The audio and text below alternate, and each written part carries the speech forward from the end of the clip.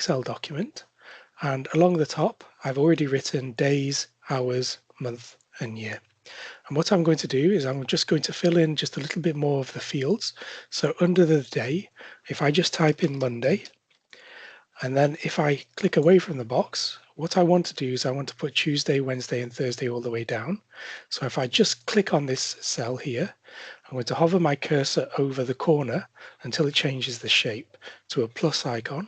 Then I'm going to hold down the left mouse button and I'm going to drag the mouse down, and you can see that it is already recognized I'm putting in a series of days in the week. So as I drag down, it will populate the list for me. So I'm just going to let go of the mouse button here, and there we go. And I can also do the same for the month.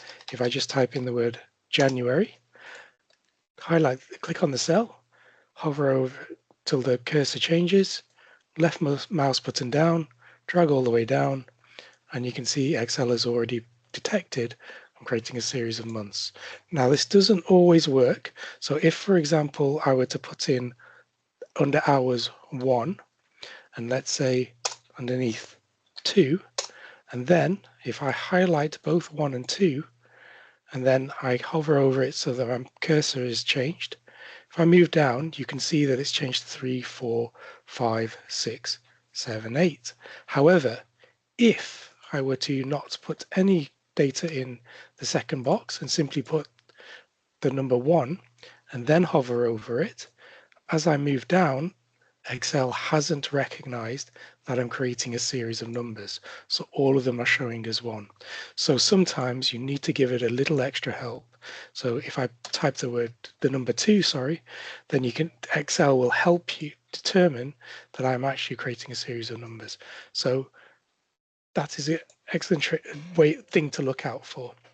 Now that I've created this data, what I'm going to do is I want to try and put it in a chart. So I've gone here to where it says insert at the top, and I'm just going to highlight all of this, days and hours. I'm going to click on, say, for example, a pie chart. I'm going to click on that, and you'll see that a pie chart has been generated for me with a key at the bottom, Monday, Tuesday, Wednesday, different colored icons. And what you can do is then copy and paste this image.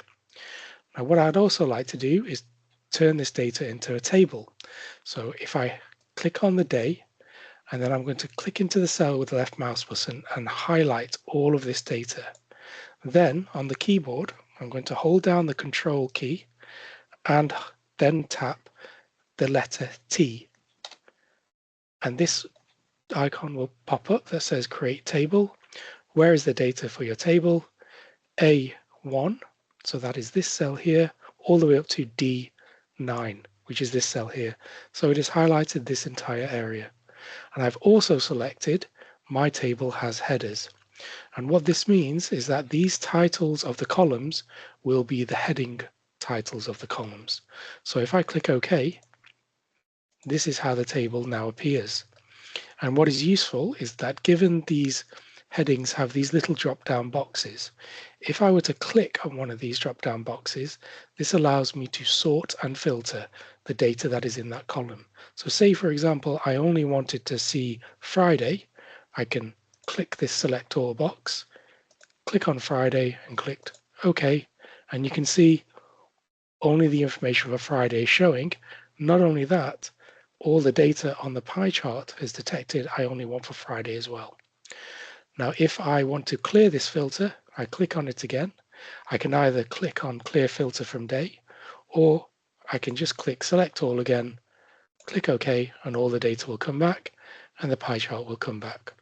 Now, just imagine that I want to copy this pie chart, and I want to put it in a Word document, for example. So I'm going to click on it to highlight it. I'm going to right-click. I'm going to click Copy. And then I'm going to go to a Word document. And I'm going to have typed out, there's a little short story here, which I copy and pasted. And now what I'm going to do is I'm going to paste this pie chart. So I'm going to right-click again, and I'm going to select this icon here, which says Picture. So now the picture has been selected. What happens if I want to put this image in the middle of this paragraph? Well, I simply click on it to highlight, right click again, and then I'm going to go all the way down to wrap text. I'm going to select in front of text. Once I do that, I can then, by holding down on this image and moving it all around, I can put it anywhere that I like. So say, for example, I wish to have a gap here. I can simply move it up here, or I can make it a little bit smaller and put it in this corner, or I can move it around. It's just a little simpler way of moving your images around. I can also create a table in Microsoft Word. All I have to do is click on the Insert tab at the top, click on the heading Table, and then I can insert a 2x2 table, that's how it appears, or a 3x3 table, or even a 2x3 table, whichever one I like. Or I can even draw a table by clicking on Draw Table, a little pencil icon where I just draw the table like that, and then I can draw the columns down like that and across. And then I can fill in the details such as day and month. But I would recommend that if you are going to create a table, you do it in Excel. But you can always copy and paste over. So if I go over back to Excel, if I highlight the table and I right click, click copy, head back to my Word document, right click again, and select picture, then click on it to highlight, right click, wrap text. I can select in front of text, which allow me to move it, and in front of text means it will copy over the text. You will place it over the text. What you can do is, if you want the wording to shape itself around the image, is that you can right click, wrap text, and you can put something like in square. And if you select square, you can see the writing moves as the image moves. So you can just put it here, or for aesthetic looks, you can even put it in the middle. And then as the sentence reads across, they'll be jumping across the table, but makes it give the document a little bit of extra aestheticness.